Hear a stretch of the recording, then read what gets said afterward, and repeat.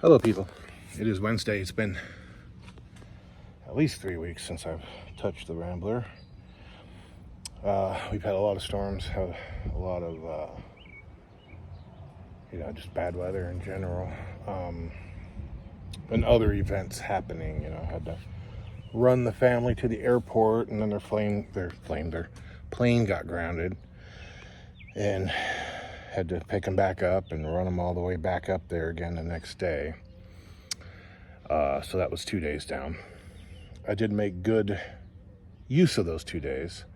I put the video out where I met a guy at the pick and pull, and I went to the pick and pull, so that was on both of those days in the pouring rain. And then the second day was actually pretty decent, but I met a guy there, went over and toured his personal stash of vehicles. I put that video out. And so that was a couple days down, and then frankly I needed that Thursday to recover, so didn't get anything done then. Yesterday I about killed myself mowing, because Luke and Christy are in Washington, and this is Wednesday, so it's, I don't know, 5 o'clock. So I didn't think I was going to be able to do anything today, but I really need to get out here and get something done. So I do need to work on the house. I need to fix a couple of the things here in the house that we're renting.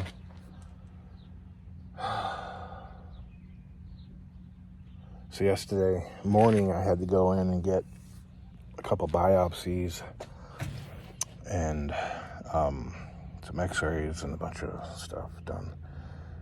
So yeah, I'm working on it, but I'm just really, really having a hard time being able to actually do it. My brain is like, I need to get out there and do this, and then I come out and I start doing stuff, and it's just,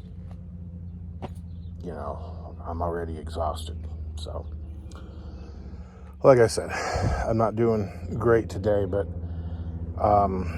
I have a plan for the car next week. Let me show you. So, I've got, next week I'm planning on hopefully getting this thing out to my buddy's shop and doing the head gasket on it. And then that will make it drivable, almost roadworthy as far as mechanically.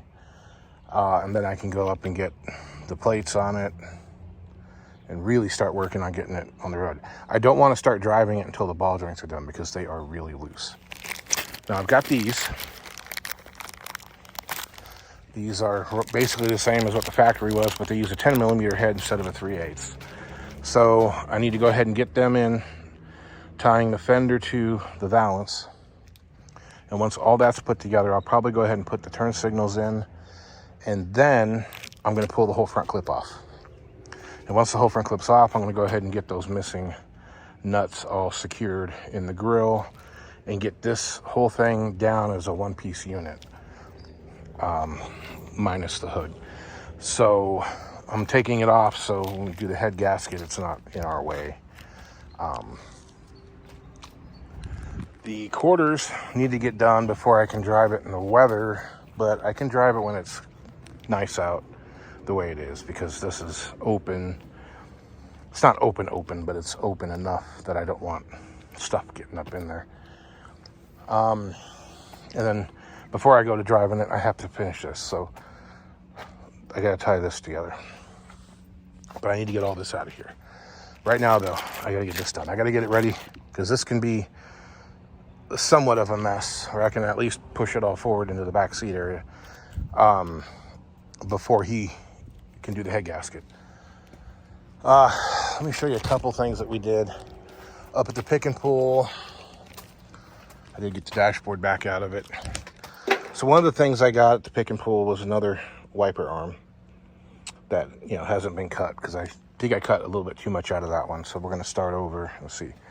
I did get these kick panels off of an LX 2-door, and I'm a little disappointed though, because they're really not any longer, or much longer.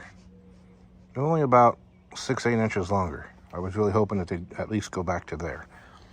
So what I'm going to try to do is take the other ones and cut it like right there and extend it back to here at least, or maybe all the way back. But you know, there will be a break there, there'll be a joint there, but that's fine, I can live with that. And of course the stock Rambler want to go out here, but I want that, I need that there because of all this crap to cover. Alternatively, I would make something out of a piece of metal and carpet it, but I think this is going to work okay. This I might cut off and just take a chunk of the other one and glue it in behind it because I don't need any of that. Or I might put some kind of a switch there, who knows. But at the very least, I need to get rid of all this stuff too. See, that'll go in there and sit where it's supposed to. Got that.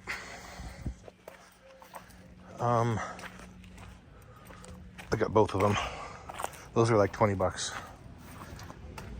This, I'm probably not gonna be able to use it, but this is out of that same LX with the armrest. And I really wanted to use it. However, at the very least, the parking brake unit is wrong. I'd have to go find one or get the one out of the other donor car, which I can still do, I think. I need to do a little more research, but that one, you can see it sits off to the side a lot compared to the other one being down the middle a little bit. I'll grab the other one and show it to you side by side, but for the most part this is all pretty close to the same. That unit's a little different, but if not, I can sell them on eBay. Those things actually sell for quite a bit. Got that. And this is unrelated, but honestly, the main reason I went to the pick and pull was parts for the tracker. Stuff that I didn't think I'd be able to easily get anywhere else, like these seat tracks. You can see they're not rusty at all. And, you know, trying to, like, the one person I talked to about them was like, well, I don't want to sell them. Yeah, that's a pretty good groove there. I said, I don't want to sell them off the seats. I want to separate them. All right, fine, you know, no problem. But, you know, all these little clips and these little things here, and this driver's door panel is not terrible. It's a little rough there, but you know. Anyway, that's got nothing to do with the Rambler, but still, that was the main reason I went. Okay, so I need to get those screws in that front clip and then move on. I might put the taillights in too, but probably not wire them yet because I want to run the wires up through the outside rather than through the inside of the trunk, but we'll see. All right, so here are the wiper arms, and as you can see, they're considerably different. I took a lot out of it, maybe an inch, maybe 3/4 of an inch. And I mean, that really is going to make a huge difference in here. So I'm gonna throw it on there and see how bad we are. All right, found it, got it swapped, and here's where we're at. So this is on the upside, and that is absolutely as far as it can go. And I'll take this little seal off here. Get myself all greasy in the process. I could clip that on there, but I mean, it's going to bottom out and hit. But that's not the biggest problem. The biggest problem is over on the opposite side. So here's bottomed out.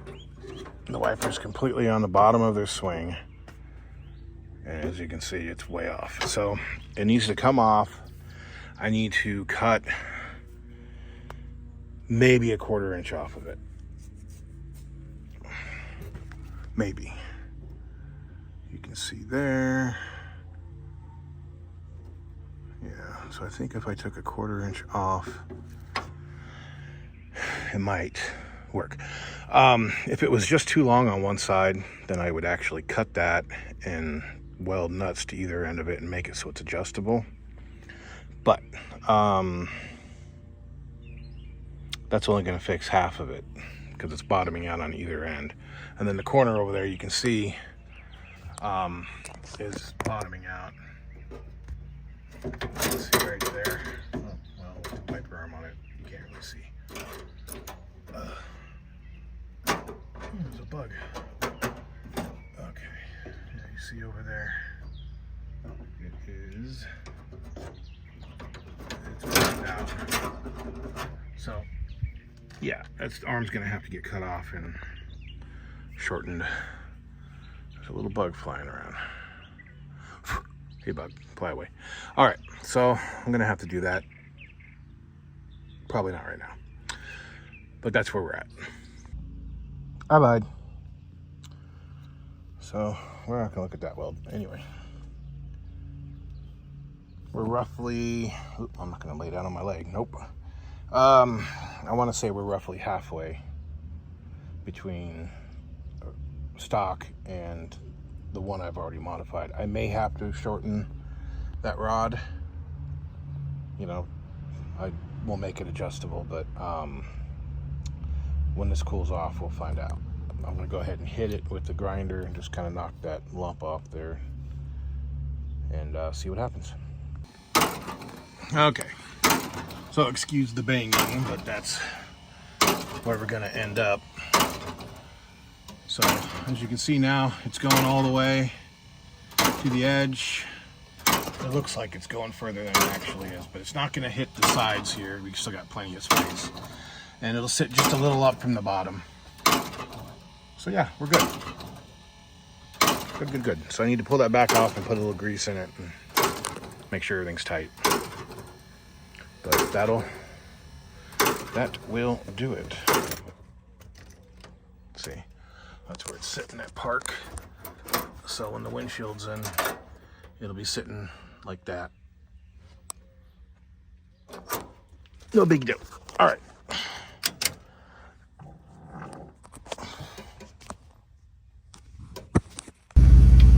Okay, so far nothing done on the Rambler.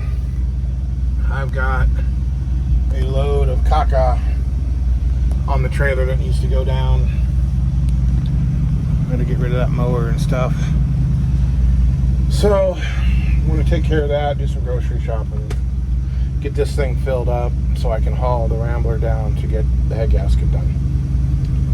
So see you later. All right, people, here we are. Tuesday afternoon, probably closing on evening by now. It is loaded. Whew, and it is hot, it is humid, it is miserable. Pretty good look back here of what I get to deal with soon. I'm not going very far, so I'm only using one front and one back tie down. Flies buzzing all around me here. It's kind of a mess, but yep, going to get the head gasket done now. Then it'll just be a matter of getting that done. I need to jump on just grinding everything down, because once I grind it down, I can put it all in the etch primer, seam sealer, primer, and some paint, and just wrap that up, and then paint the inside of the trunk, paint the door jambs and all that. But anyway, it's time to get going. I love driving this old truck. It's rattly, it's loud, it's dusty. It gets really crappy gas mileage. Wish I could afford to drive it, I'd drive it more. But, yeah.